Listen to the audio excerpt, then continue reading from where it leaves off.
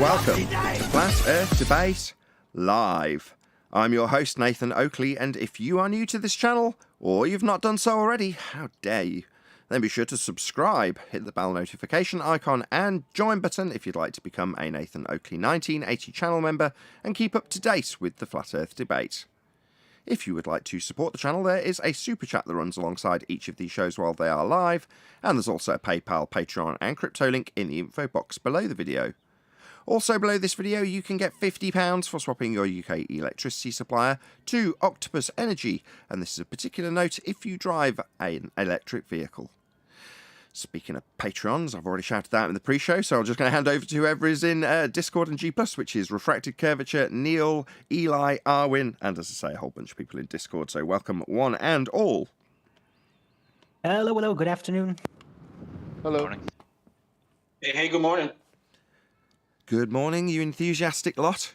Has there been any development over the festive periods of, I don't know, rebuttal development, shall we call it, from the opposing side in regards to the curved adjacent and acquisition of an elevation angle?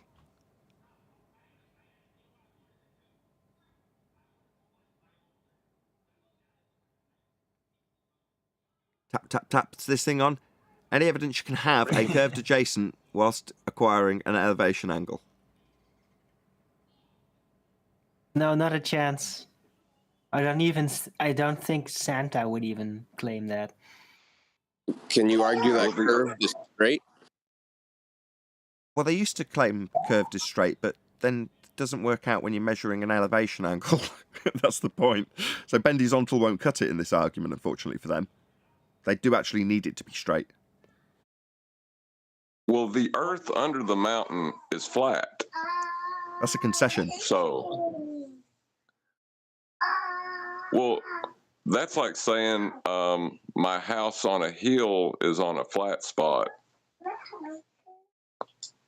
Right? Not on a sphere. There are no flat spots. Yeah, no, I can't even do it. That was like the worst argument ever. It was hilarious, though, hearing somebody that believes they're on a ball tell you about how flat the earth is. I mean, that's the crux of the main part of the argument. So any evidence of physical geometric sphere edge horizons, formerly known as Earth curve? Now they're too preoccupied Not since the with Black Swan. the sextant now.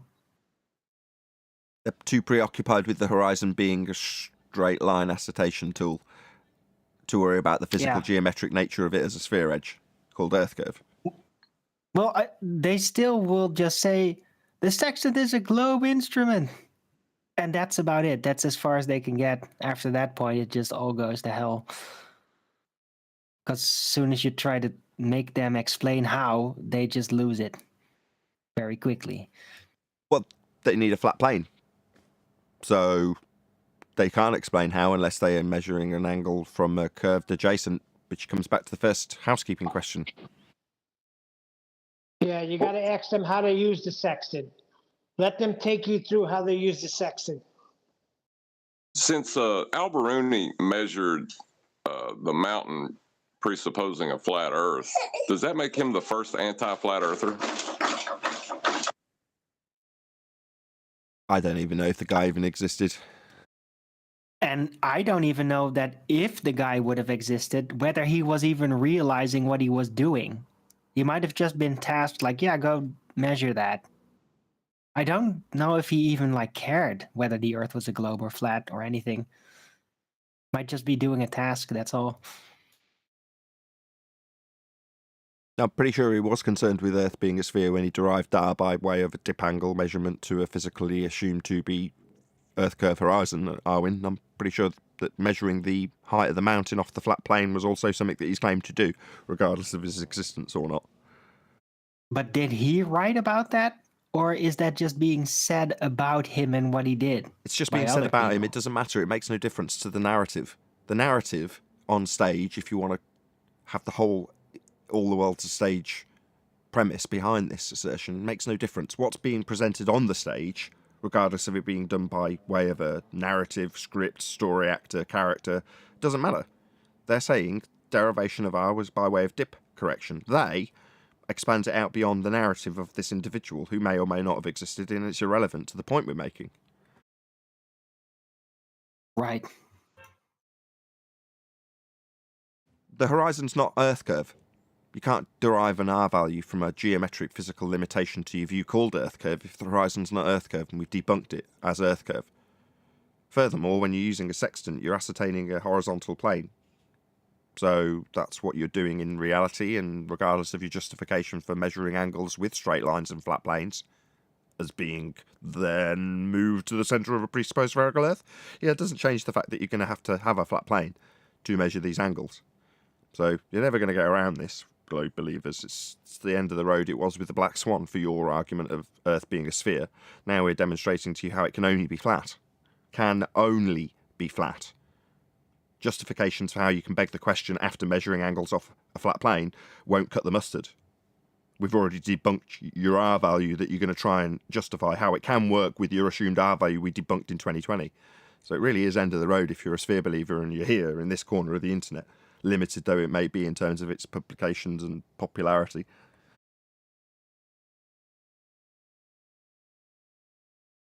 I wonder how many angles are in the sphere. None if you're Zero. measuring at the surface. Can't get elevation angles off a curved adjacent. Correct me if I'm wrong, but aren't straight lines almost a necessity to measure angles?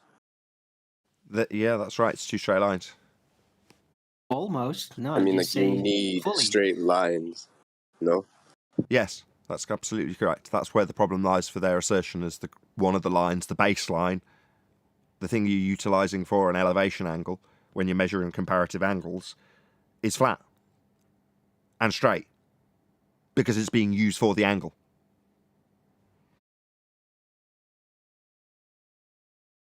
I mean, it's Earth really is not flat. that hard to understand. Say again, sorry, I cut you off. No, you explained it very well. It's really not that hard to understand. Agreed. Earth is obviously, observably, measurably and navigatably flat. Shout out to Rune Thornton, who's joined as a member for 2 months. Says, all the world's a stage. It's not a paranoid vision. Thank you very much for the Is there a document? super chat or Sorry. sentiment, Rune. It's okay. Go ahead. Is there a documentation in Al-Biruni's records of how he established the height for his observation? Like, was sea level a thing back then? I'm just not sure. He used a flat plane to acquire the elevation angle to do the trig to get the height of the mountain. Earth was flat when he measured that height to derive R. Right. But was sea level a thing? Like, I don't know, was sea level being used at all back then? Like, Yeah, that's what you did that compare. have any relevance to their use of that's, their tools back then? Yeah, when as soon as you're invoking it, as soon as you say elevation angle. Roger. Should we move on? Anybody else got any comments? So no further rebuttals other than the one we discussed in the pre-show, which is locally flat. How did he figure the elevation angle for a mountain back then? Yeah, that's what I'm kind of getting at. Like, how does he determine his proper elevation? What did he measure that with? Doesn't matter. It literally makes no difference. He did measure it flat. Regardless of how they can expand out how he got the elevation angle for the flat plane he needs to measure this angle to get the height. Yeah, still the main crux of the argument is Gotcha. separate. It's redundant, but I was It's just redundant. curiosity. It might be part of the narrative. They might be able to expand on just how he established just how flat it was under that mountain when he measured its height with two straight lines meeting at a vertex. That would be an angle that needs a flat plane for him to do that. That might be an interesting expansion on the narrative of the flat plane that he used when he got his elevation angle. That'll be a straight flat line proving Earth is flat, though. So it's kind of interesting, but not necessarily useful for me, personally. In other words,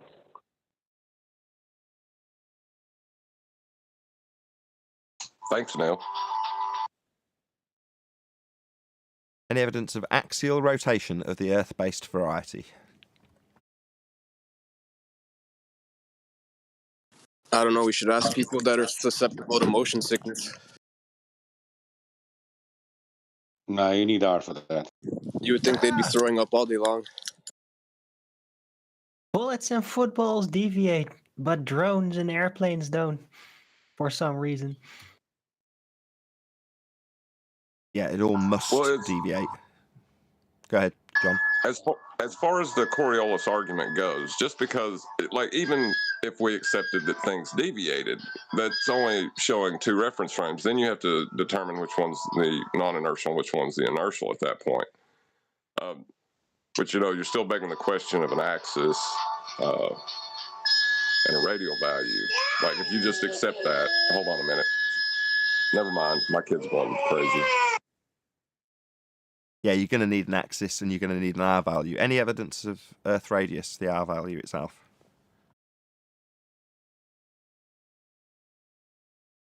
Nah, Black Swan debunked it.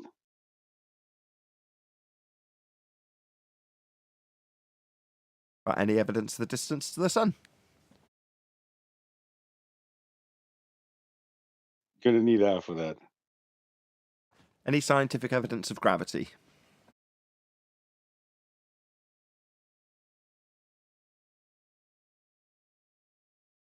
Nope.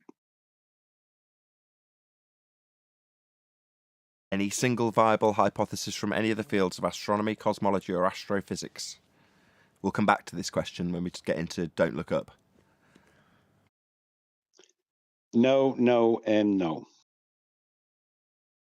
No, no, and no. We're not going to talk about Don't Look Up. Oh, well, that's kind of what I got planned for the show, but there we go. Fair enough. No, no, and no. Are we done with the questions? Not scientific, no. Any evidence of a self-perpetuating... Go. I wanted to go back to that mountain height thing again, but go on, finish. No, go ahead. What did you want to... About Al-Biruni measuring the height of the mountain? I think it's interesting how we understand how the sextant and things work. We have a better understanding of the holes in their argument, how it doesn't add up. Like the mountain height being another one now. Because that's like another mystery. I'm like, wait a second.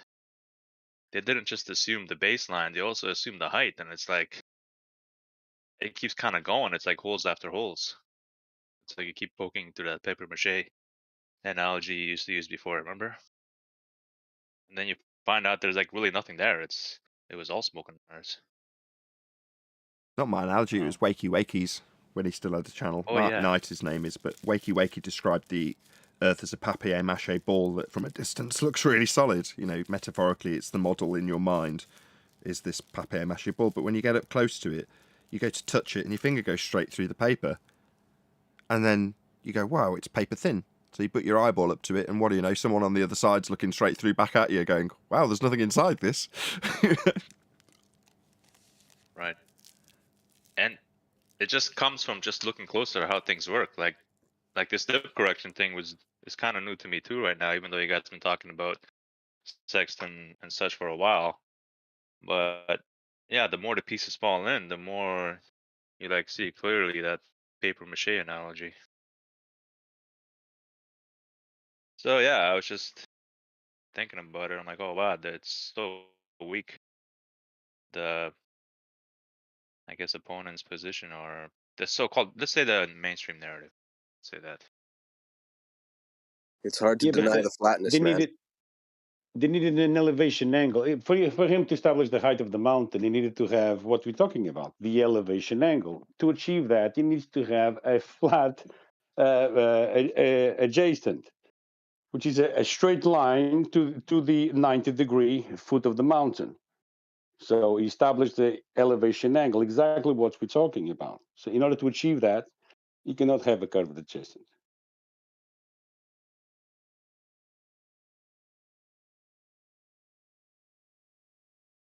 I think we covered all the housekeeping questions, did we not? Any evidence you can have gas pressure without the necessary antecedent of a container? Negative. Tried it, didn't work. Nope. Okay.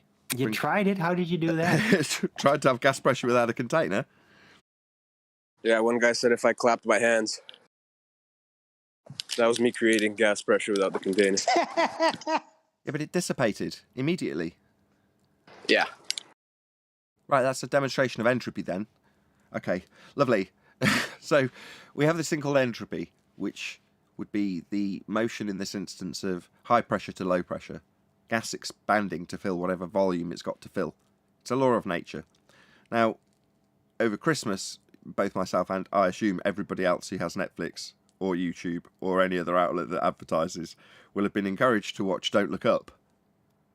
And as it was offered to anybody who had Netflix as the first thing suggested over Christmas, I'm pretty sure quite a few people will have watched this propaganda heliocentric movie over the Christmas period. So now that there's a few more people here, is there anybody else that didn't just join in the preamble discussion in the pre-show about this that has seen it? What? Yeah, I'm glad that you guys saw it too. Say again, Mr. Palmer. Said, yeah, I watched it, and I'm glad some of you guys saw it too, because it was absolutely hilarious. Well, it depends on how you view hilarity, but so far, actually, you're the only person on the panel that's seen it, unless anybody else pipes up. So it'll be you and me chatting about this, Palmer, if that's okay. Yeah, I posted a video right away of Leonardo's scientific method. I mentioned that in the pre-show. Yeah. So it was stressed to the audience that Leonardo DiCaprio's the scientist, and as the underdog that is being ignored by big government, he should be listened to, and we should cheer for him as he tells government that they're not listening to the peer review. Oh, it was that movie with Leonardo DiCaprio. I've seen it advertised. Of course you have. Oh, you mean Yeah, the it's brilliant climate 'cause there's disaster a- meteor movie thing? Yes. Ah, yeah, I've heard of that. Looks it. Wait, what? The Don't Look Up? Yes. Yes. Don't Look Up is the name of this show, Yeah. because that's what we're going to be talking about, hopefully, for the majority of the show. So it's Now, a I haven't seen I was it, but referring correct me if to I'm wrong. sorry, I was since you referring to the did- scene. Okay, guys who haven't This- heard it or watched it, Mr. Palmer has. So no offense, but I want to hear him talk about it with me. So No yeah, worries. I was, we've all. Let's I just was get it out of the way, Palmer. Hold on. We know everyone's seen adverts. That's why I wanted to talk about it, because everyone will have seen adverts because they wanted everyone to watch it because it's a propaganda movie about space and the heliocentric model, very specifically and noted in the script specifically. So that's why, someone who's actually watched it's more useful. No offense to everyone else who's just seen an advert and understands there's a meteor movie called Don't Look Up that they definitely want us all watching, and it was the first choice for everyone over Christmas on Netflix. Okay, Mr. Palmer. Go ahead, hopefully. Thank you. Yes, I was referring to the one scene where Leonardo's he's standing in front of a computer screen typing back to trolls, I guess, and he goes, "It's called the scientific method, and it's the reason you can type on your computer right now." When he said that, when he said that, I asked my wife, "How do I screen cap this? How do I take?" Because I don't use my PC typically for anything other than broadcasting, and I don't really know how to use it. So I was like, "How can I snatch that?" Because that is literally the idea, the premise that they want to use against us here in this arena. Science is the reason you have a computer. No, it isn't. That's technology. Absolutely sod all to do with science, which is the establishment of cause and effect by way of systematic experimentation based on a hypothesis. A computer isn't that. But they want you to believe that the consensus-driven technology and mathematics departments are science. And that's what Leonardo literally says. Hilarious. I just put the clip for you in main chat. I snipped that clip. Oh, brilliant. Oh, I could kiss you. Oh, can someone post it into Discord? All right. Thank you, Righteous. So hopefully the audience will get to hear this. Okay, so you'll get to hear Leonardo DiCaprio's quote rather than me trying to parrot it verbatim. You want to post it into Skype, right? Yeah, it's going to go into Skype. Right. Hopefully Righteous is on the case. But you'll get to hear it as an audience member in a moment when we get to that. But in the meantime, moreover, this particular film is purely designed to indoctrinate the masses into the premise that we talk about daily, which is that science has been hijacked to give you the impression that people who name lights in the sky are actually giving you information that should be held up in the highest possible regard. And when it isn't, the damn government who ignore the peer-reviewed science and maths, they need to be told, you need to listen to the heliocentric mathematicians, or we'll die. The consequences of not reifying the mathematics is death. You understand? Feeble person in a soup of nothing expanding into ever infinite vastness. Yeah? You could all die at any time if you don't listen to peer-reviewed mathematics. I mean science, which is what they call it in this movie. So you mean to tell me that they I said that can't wait about the to watch computers? this evening. Arwen, go ahead, Neil. They said that that's the reason why you're using your computer, and you want me to believe that we're not being heard, Nathan? Are you serious?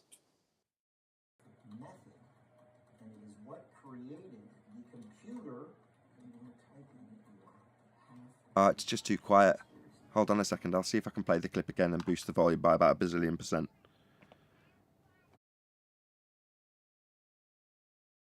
Called the scientific method, and it is what created the computer. And you're typing your half-baked conspiracy theories on. Called the scientific method, and it is what created the computer. And you're typing your half-baked conspiracy theories on. Yeah. Wait a second. Terrible recording, They but put thank the- you. I'm glad enough that it's on the show. So, yeah, hopefully you could make that out because it was recorded with a phone off a telly. But good enough for me. I'm glad you've done it. Thank you for sharing it. Who was it that shared that? Mr. Palmer.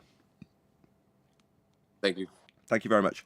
Yeah, so he's basically saying the scientific method's the reason you've got the computer, in a nutshell. Go on, Neil. Sorry. No, Well, I they just like the added fact that he's- conspiracy. They added conspiracy in that too. So now everything that you hear about flat Earth is going to be pushed as a conspiracy. Okay, I got it. Wait a second. Doesn't science like lead to technological breakthroughs? So like scientific knowledge, like technology is built upon scientific knowledge, scientific laws. No, Is it? like, well, the information we get from scientific laws and scientific knowledge, we can use that to. Don't expose yourself as not understanding. Scientific laws, there is no such animal. Right. Okay. But you know what I'm saying, right? No. Summarize it. You're saying occasionally a scientific discovery will lead to advancements in technology. Yes. When I rephrase what you are driving at, I can say in certain circumstances, something that has been established as the cause of an effect in nature can go on to advance technology. So, yeah, in that regard, but it still isn't science. Makes no difference that the discovery has led to your technological advancement through, what do they do? Troubleshooting. That's not science. Even if you've got some technology that's based on science. Doesn't make the technology science. There's nothing in a computer that's scientific. It's not a science instrument. Because science is a methodology for establishing cause and effect. It's like, where does a computer fit into that? What cause and effect relationship established through hypothesis-based experimentation led to a computer? You tell me.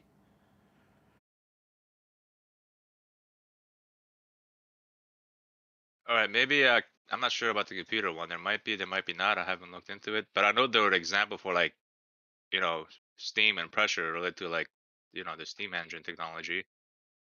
So in that Well, sense, how you would about- be right if it would apply it. If it would apply it to the steam engine, it would have been for sure right. But for the computer, I'm not sure if he's right. Okay, but Well, how even, about even electricity? Still, hold on. Even still, if you say, because you can establish that heating water turns it to steam and that the steam itself has an increased pressure based on the volume of the container. So you utilise the understanding via science of pressure and containment and water boiling and, let's throw in something else, Boyle's law. So you're utilising all of these laws and these scientific understandings to advance your technology known as a steam engine. So that's still technology, and if somebody was to quiz you on how you arrived at that technology, you could say, I understood the scientific principle of pressure and containment and applied it here to this piece of technology, and that would be accurate. But it's a loose connection at best when you're talking about the development of the technology that drives the wheels on the rails. That's technology only. Right. Right. So there's like a Right. little fine line there where people try to like blur it and like flip it around, kind of thing. That's what the we're trying to only say, thing right? that's being done, and that's what we're highlighting. The transposition in the mind's eye of the viewer from established cause and effect, that would be empirical scientific methodology, empirical meaning proven, versus heliocentric mathematical derivations. Definitely not science. Or rocket ships travelling to a second law of thermodynamics violation sky vacuum. Definitely not science. Science fiction, in fact. Well, what I was going to say is that science can lead to breakthroughs in technology, but that does not make science technology. I think that's the best way to say it, because the transistor was discovered through scientific inquiry, but that doesn't. I agree with that. I agree with Okay. that. I just thought I heard him say that science or scientific breakthrough led to the building of a computer. That's what I thought I heard him say. So it can lead to technology, but I don't know. Maybe we should play that clip again to hear what he's exactly saying again. The Or did we play scientific it too many method is times the already? reason I've got this computer that I'm talking to you on. That's what he says. I'm paraphrasing, but that's what he's saying. The scientific method is the reason for the computer. No, it isn't. Is virtue Now let's signaling say to Dr. Becky? now let's say there was something in science that was used to apply to the computer, like something in the scientific method. Like let's say it was, I don't know. Let's just say it was something, and it did lead to computer technology. Wouldn't it then make sense what he said? No, because he's ascribing it directly to the computer itself, which is technology. Science and technology are very different things. However, for the pseudo-scientist who has no empiricism, they want it to be the empirical, methodology-based scientific assertion when they say science. They aren't. They're pseudoscience. Now, in this instance, by asserting that the scientific method has led to the computer, it's the reason I've got this computer in front of me, is what he says. It's just the black magic trick utilised to make people think that an assertion coming from a technology or pseudoscience standpoint is actually empirical. Therefore, what he is implying to the person he's mouthing out these words to, even though he's typing on a person that's not in front of him, there's a million miles of fibre between him and the person he's actually talking to when he's typing out those words. But the inference is, this science that I'm peddling, no, it's not, it's mathematical heliocentric pseudoscience, this science that I'm peddling is the very reason you've got this computer. So you better take my science seriously. If it wasn't for my science, we wouldn't have this computer. Well, no. If it wasn't so for the technology, we wouldn't have the computer. Yeah? If it wasn't for maths, we wouldn't have the computer. But not because of science. But the only bit in those list of three things that has any empiricism is science. So therefore, the hard work and troubleshooting that goes into building a computer, well, that's hard work, right? And it resulted in this amazing machine, right? Well, you better damn well respect it as science then. Why? Well, because it's empirical. Look, it's crunching its ones and zeros empirically. Yeah? Garbage in, garbage out. It just does it correctly everything. And if you're an idiot, it's an idiot. So that doesn't make it wrong. It's always right. So therefore empirical, therefore science. Well, no. Everybody who's in the Western world education system understands science to be an empirical methodology of establishing cause. And empiricism is what you get at the end of the experiment stage. So therefore, empiricism is what's implied when you use that word. And they want that power. They want the power and people to know that when they're saying, I'm a scientist and I say we better chase this meteor, if you don't listen to me, we could all die as a result. That's how serious and how much attention you should pay and credence should be given to what I say as a scientist when I'm actually peddling heliocentric mathematics, violations in natural law, and absolutely zero adherence to the scientific method in reality. But you better take me seriously or you'll all die is the notion of this Don't Look Up movie. I think I found out what's going on, kind of. It's like a bait and switch. It's like, let's use the steam engine technology, like the science of boiling water, Boyle's law, and all that, and we build a steam engine. and we say that's due to like the scientific discovery of all that. But then the bait and switch comes when they apply it to something that isn't a science question, right? Is it what is question? So I think kind of that's what's probably what's going on in a sense. No. It's more simple. If you want people to take you seriously, say science after something that you're asserting as fact. So if you're asserting a mathematical equation that's an abstract description with language as a fact in reality, then you need something to back that up and make it seem more dramatic. And science achieves that quite nicely because we all understood when we were taught how the method offers empiricism. So if you've got that left locked in the back of your mind from your education that science means it's proven, which it does, and then someone offers something that definitely isn't proven at all, it's a description in maths, but they say science, you'll go, oh, so it's proven. Your description in maths is proven then in physical reality. That's the bait and switch, that's the trick.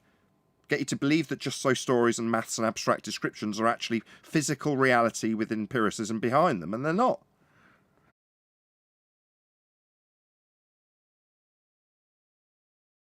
Anyway, it would have been a painful movie to watch as a heliocentrist, because if you're watching it as a heliocentrist, you genuinely believe there's a sky vacuum, and you genuinely believe that those rocks could come from there through the virtue of heliocentric motion, leading them onto a calculable collision path with us, leading to inevitable disaster and the wiping out of humanity in total. So, well, that's terrifying if you're a heliocentrist. For me, I find it truly laughable.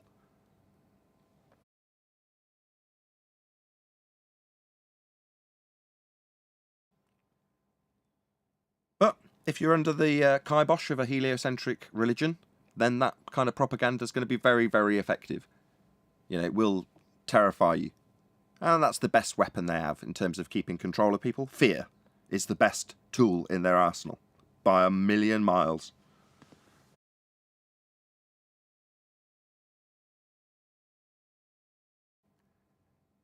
As we're talking movies, that's one of the things that Neo gets a lecture by Smith about in terms of what's keeping him going, what drives him, what motivates him. Fear is what motivates Neo, according to Agent Smith.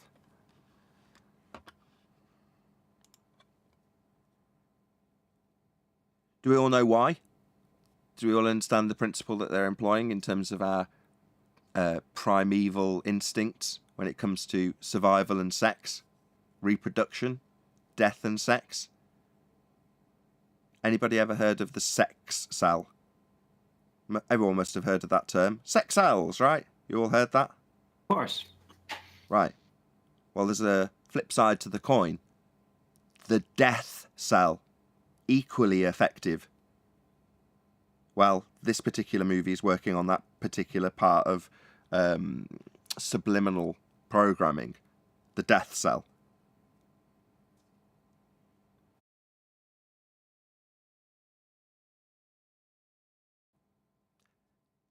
For more information on the death cell, check out Reality in Truth YouTube channel by host Nathan Bell. He's made a series of subliminal documentaries in terms of this. There's even a handbook that he refers to in terms of training people on how to utilise this in advertising. And if you don't think you're being sold to when you get something like a movie that's of a big budget with big Hollywood actors and big dramatic effects, great sound, great visual appeal, not a terrible script, offered to you on Christmas Day for free as a new movie, advertised everywhere. It's like, I wonder why. Yeah, you're the product in this. That's why you're being sold something. In this case, the heliocentric religion.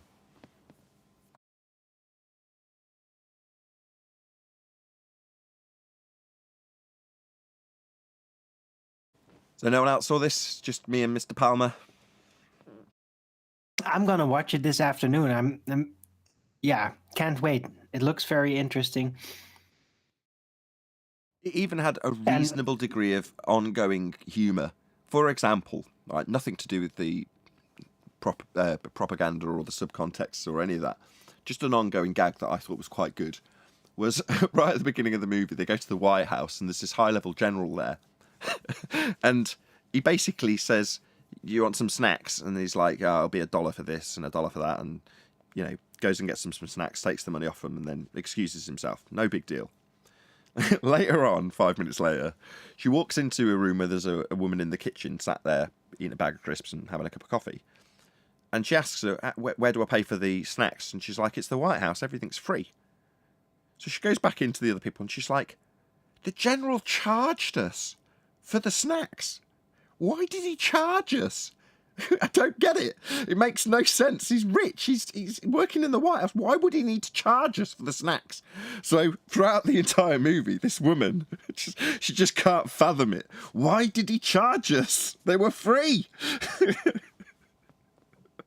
And it's like, to me, it's like, what it says is, the people who are in charge, literally, close any kids' ears listening, they want to piss directly into your face and laugh as they do it, right? That's what that represents. He's pissing straight in her face and then laughing afterwards.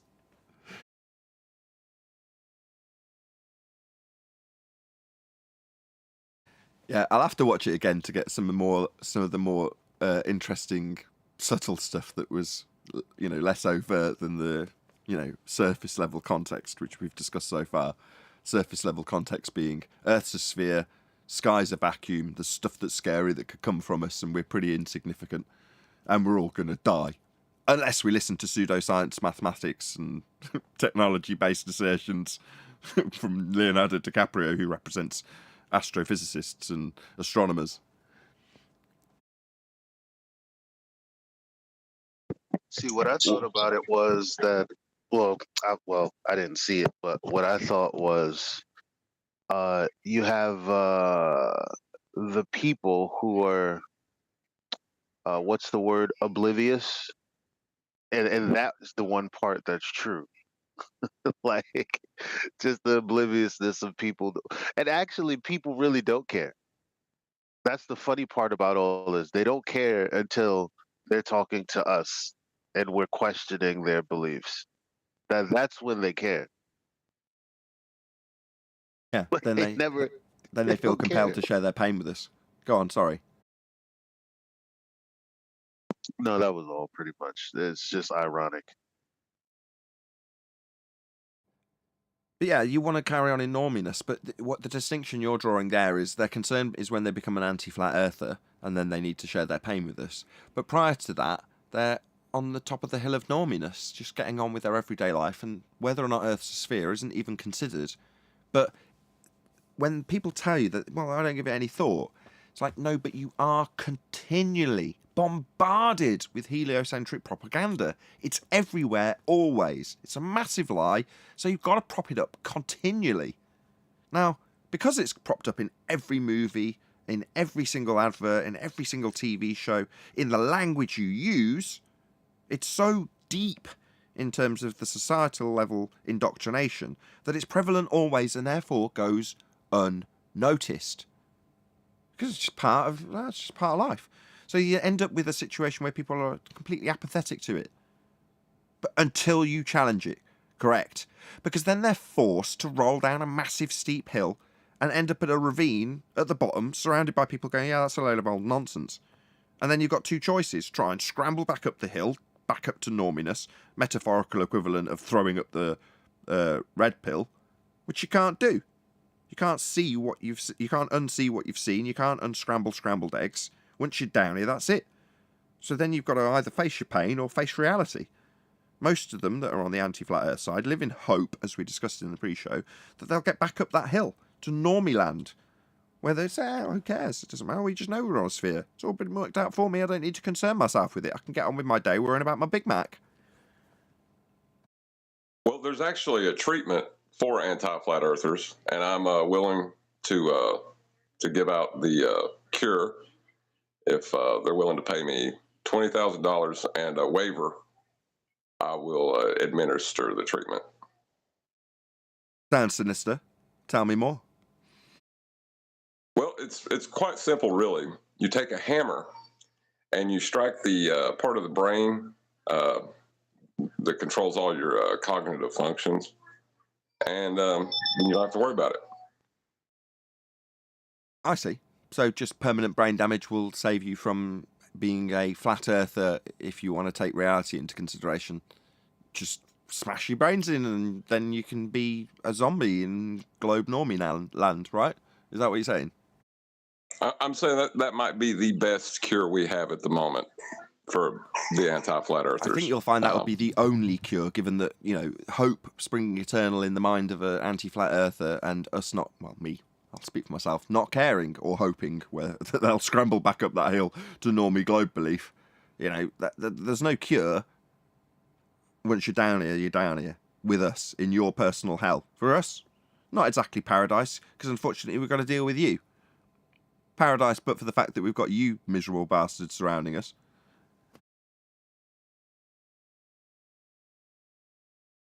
Yeah, the conversations are better with flat earthers. The globe people, or the anti-flat earthers, just want to wedge in the globe any chance they can. That's all they're concerned with. Can I ask Exactly. a question? Go ahead, Neil. So you don't think that the advancement that this argument has been taking, that has nothing to do with the constant pumping out of movies like this that you're talking about? I'm not saying that they haven't been coming out with them before, but I think they ramped up the game a little bit. I think since 2015, our presence has probably been introduced by the narrative operator, if you want to call it. Whoever's pulling the strings has allowed this discourse to take place. So, from that respect, us bracing against it and feeling like we're gaining ground when we're in a completely controlled environment, it's like you being in a fish tank, thinking that you're winning the battle because you've pushed along the sediment that's been chucked in. Yeah, we're winning this battle. Look, no. You've only got the sediment to push around because someone poured it in there. We've only got this information because it was tolerable on YouTube for a period, and then it was overtly described to the public as being censored. So you're like, okay, this is clearly part of a bigger plan in that regard. So within that structure, you might delude yourself into thinking that you're making ground, but you're making ground in a fish tank where you're pushing around the sediment that the owner of the fish tank's poured in. That content that you're now thinking you're making ground with. I got you. That's why you lose all empathy for the opponents in the anti-flat earth side. And in terms of the people who come across this information, we're describing the pain that will be induced by falling down the hill. Now, that's not to say that I don't stand by it being paradise, but for the fact that we've got a lot of miserable sods around us. The wonder and joy of the world I now inhabit is considerably better than the world I inhabited, with many of the same questions, looking up at as the shows don't look up, looking up at the stars as a heliocentrist, and filled with wonder. Now, that same wonder has been amplified as a flat earther. Well, doesn't necessarily mean that the other people who tumble down that hill don't just end up in agony with broken bones, screaming at us. They're projecting their pain directly onto us.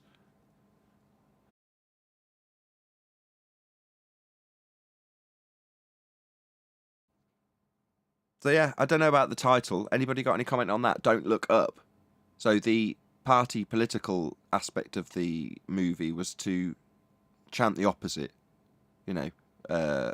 The scientists, who are actually pseudoscientists and definitely not doing any scientific methodology-based assertions to give them empiricism, they're saying, look up. And the government wing, who are hoping to mine this comet, are saying, don't look up. Just look forward, look down at your phone. So, any comment on the title of the movie?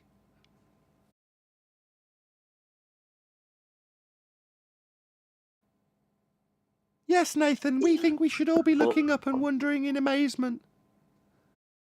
It's a sign of the times. Nobody's looking up. All looking down in their mobiles. That's what people do now. But if you do look up, remember the importance of the peer-reviewed heliocentric scientists, in quotes. I don't know. I'd be too distracted by all the chemtrails hanging around and all that first. It's a fair point. Well, that's all. That's all heliocentrists do is look up. Their entire religion is based on a sky radius that they assert the ground, to the ground. So that's all they do is look up. They never want to look That's at. not true. That's not true. All they do is look down on a piece of paper or on their computer where they calculate these things that they assume. They don't actually look up. They haven't really looked up since Copernicus, when they still kind of had to size it all up, the lights. After that's just all on paper. They're all looking down, all of them. And could So I those just add huge that even Copernicus wasn't that interested in observations? Sorry. Say again, Fleric. Oh yeah, thanks, Nathan. I was just I'm hearing me twice for some reason. Oh yeah, perfect. So I was just saying that even Copernicus wasn't interested in doing observations. He was already in the math. Gotcha. So he's There you go. justifying former observations and cyclical patterns and etc. Right. And you end up looking down to a piece of paper back then and now a computer or a mobile. Nobody's looking up. All just looking at their screen. Yeah. Well, now they build their telescopes to look at sheets of paper. No, but you look down at the footage the supposed telescope has to offer through your computer. So you're still not looking up.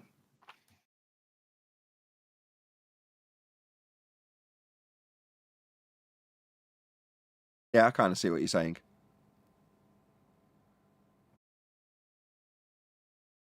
Either way, the sentiment is when you are looking up, remember you're looking at a sky vacuum.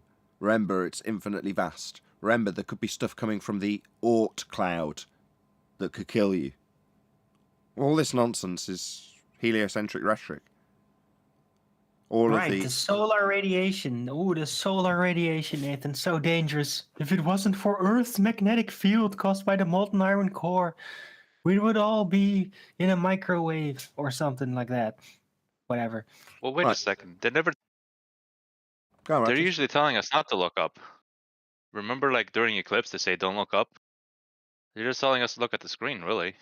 So we're always looking down in a sense. Because if we really look outside with our own eyes, we can kind of see things a bit for what they really are. The sun's moving, and the moon looks pretty close, right? Yeah, but the But when premise you of the look at it through the lens, when you look at the lens through the TV, then you like see things a little differently. It's like, oh, we're moving. Sure, The but moon's that's really where they're far making the away. connection in the movie. So at the beginning of the movie, the female lead character has discovered a comet, and then they go to the heliocentric mathematics and calculate that it's going to impact. Now you need that transition in the mind's eye of the audience, i.e., the mathematics we assert with a heliocentric worldview is directly, plausibly connected to an impact from the sky vacuum we've invented.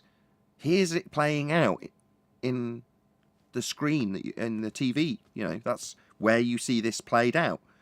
The scientist, in quotes, says if we don't do something, the heliocentric mathematics says we're all going to die. And what do you know, in the plot of the film, they all die because they don't listen to the scientist, in quotes, and his heliocentric mathematical reifications.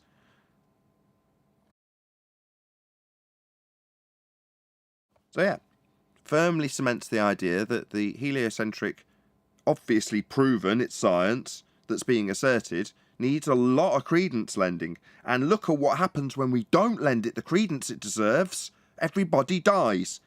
So the overall message is make sure you listen to your heliocentric scientist, when he tells you about the maths, physics of the heliocentric world, because it could kill you if you don't. For me, it doesn't have that effect. Yeah? The sting's taken out the tail of that propaganda as a flat earther. I know it's bullshit. I know there's nothing coming from a sky vacuum. I know we'd all be dead if there was an area of vast, infinite expanding volume with an Oort cloud to project things by way of a heliocentric motion into an orbital trajectory with Earth. We don't have orbits, we don't have a sky vacuum, we don't have a heliocentric sphere Earth. So none of those fear-induced, mind control, propaganda-based movies are ever going to have any effect on me or cause me to lose sleep or cause me to bow down at the altar of Big Daddy government, who's ultimately the person putting this propaganda out. Well, I might have a good laugh at it for just seeing like how much of an anti-flat earther the main characters are. They're not. They're pure heliocentric priests. But the heliocentric priests are the downtrodden underdog that you're supposed to be cheering for in the movie. They're not listening to the consensus scientists. Oh my God, if they don't listen to them eventually, we're going to die. They didn't listen and we all died. Yeah, got to listen to your Except heliocentric never. priest. All right, good point. You But get it when you still, watch like the it. sentiments, look, the social tricks that they do to get through, that does remind me of anti-flat earthers, because that's what anti-flat earthers are always trying to do. They're always playing on the feelings, right? Because they feel nobody's listening. And that's why I compared it to anti-flat earther, even though the narrative they are wielding is of a glober, of course. I see what you mean. Comparatively speaking, in the society that we actually find ourselves in, if you want to draw a comparison, that would be the correct comparison, which is to say that even though the scenario is completely flipped, which is to say that with us in the power hierarchy, we're actually Big Daddy government saying, no, you're just wrong, and we don't care what you chant at us. And they're the underdog, downtrodden, anti-flat earthers that no one's listening to. So therefore, Exactly. Why would you, as a anti-flat earther, be in a position to be chanting at us, saying, "You need to listen because if you don't believe in the heliocentric model, we're all going to die," and we're going, "Yeah, there's no real danger here. The sky's not a vacuum," and like the president said to the underdog scientist Leonardo DiCaprio character, "Do you have any idea on how many end-of-the-world events have been discussed in this room?" Talking about the Oval Office. In other words, yeah, another quack scientist telling me that the world's going to end.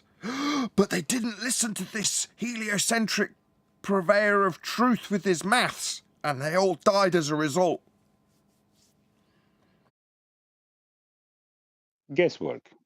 Spoiler well, no alert. one in our field Wait, what? uses the so-called scientific method. Sorry, I should have dropped that in. Spoiler alert if you haven't watched the movie. Everybody dies because they didn't listen to the heliocentric pseudoscientists and his mathematical calculations for how something was coming from a second law of thermodynamics violation sky vacuum. If they'd have only listened to the heliocentric priest, if they'd only have paid attention to his mathematics that don't lie, then they wouldn't have all died.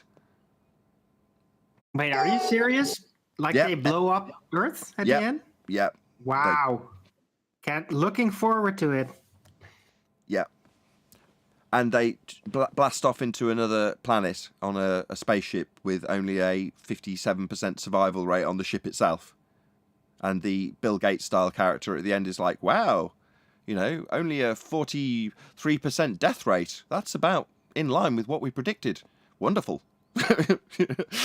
So like, okay, wonderful. Then they land on the planet and they're like, wow, the oxygen's 12% richer here. Wow, you might feel a little lightheaded. And then all these dinosaurs come and eat them. Wow. And the only reason why I didn't see it, but the only reason why that they would actually blow up the world because they didn't listen to scientists is only to play a subconscious psychological warfare on everybody's minds who plays it, to where next time they hear about science and science says this, and if we don't do this, this is what the science says is going to happen. We're going to subconsciously remember that movie, and we're going to, oh shit, we should actually listen to these scientists, because remember in that movie, subconsciously, they all died, and it could happen to us too. So they're playing a psychological warfare on everybody just with this stupid movie. Correct. Fear-based mind control. It's the most effective tool they've got. Death cell. It's all your brain's telling you. Don't die and reproduce. Don't get run over by that bus. Make sure you've got enough to eat. Make sure you find a mate. That's what your brain, at the most basic level, is telling you to do all day. When they say stuff that's a bit silly, men think about sex 20 times a second or whatever they claim, whatever stupid figure they give. No, it's just hardwired into your every fibre. Yeah? Don't die, first and foremost. That's what your brain's telling you to do all day, every day. So if something is planted in your mind that says potentially death might follow, your brain says, better pay attention to this. So don't walk in front of the bus, death might follow. So don't ignore the heliocentric scientist, death might follow. Ooh. That's called doomsaying. They're doomsayers. Because, yeah, their story is just not interesting really anymore. And flat earthers and all. So now it's doomsaying time. Ah! How dare you disrespect the globe? If you think the earth is not a globe, we're all gonna die. Doomsaying. Well, they literally did that with the movie The Day After Tomorrow. Yep, same principle.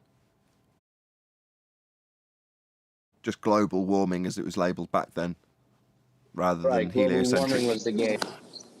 Go ahead. Sorry. I said, yeah, global warming was the agenda, so that's what they were pushing.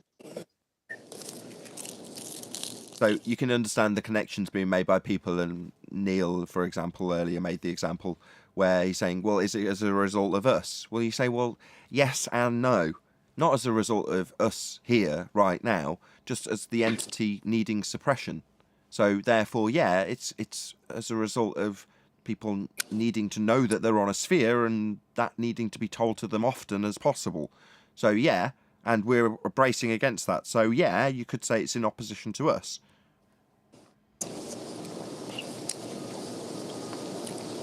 Neil. Sorry. Shout out to Retro Bill. He says, why is the ISS always seen right side up when observed from both the ground and seen from windows? It's as if in free fall. Why does it never spin or tilt sideways or rotate in any way? Well, that's because they do claim it's in free fall. That's what orbit is, Retro Bill. So thank you very much for the super chat. But yeah, that's what they're going to be describing as an orbital motion that it's taking. So But they're correcting to keep one side up, right? So they're like constantly giving these micro thrusts to make sure that it doesn't start spinning, that it all stays in the same orientation. Hold on, that movie killed. That's how all the dinosaurs died. So maybe we should take heed to this movie. Don't Look Up. Oh, they didn't die. They were alive on a different planet at the end of the movie. So the dinosaur lie bullshit part of it. Obviously, there's a parallel with the impact they claim from 35 or 65 million years ago, and the heliocentric model again. So yes, there's a direct parallel, but also literally dinosaurs come to get them on a different planet. Also, Erwin, it's not thrusts. There's supposedly gyroscopes that actually manipulate the thing in the Narnia use, if you want to say. Hold on a second. Dinosaurs didn't evolve into birds. They got on a spaceship and got away. No, they always lived everywhere. They just didn't die out on that planet. See? I think Arwen's closer to what they're implying.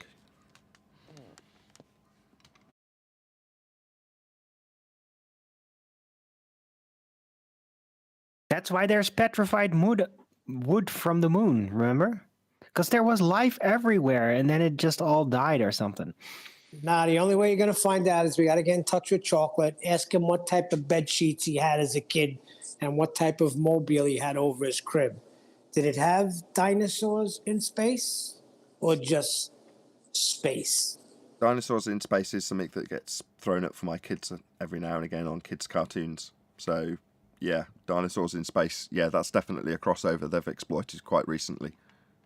Really? Hey, Yes. in the 80s, Dino Riders. There you go. Cartoon. Exactly. Yeah, there you go. Dinosaurs in space with used as living tanks. with that, I'm going to say, if you are watching this on either Nathan Oakley 1980 or Nathan Oakley Premiering streams, stay tuned, as there will be an after show to follow. Unfortunately, if you are watching this live, this is where we bid you farewell. So a huge, massive, enormous thank you to all of you. Smashed the super chat, liked, commented, shared, subscribed, joined as a Nathan Oakley 1980 channel member, as Rune Thornton did. Massive thank you to today's Discord and G Plus panels for making today's live show possible. Once again, stay tuned if you're watching on a premiering stream. I've been Nathan Oakley, and I'll see you all in the next video.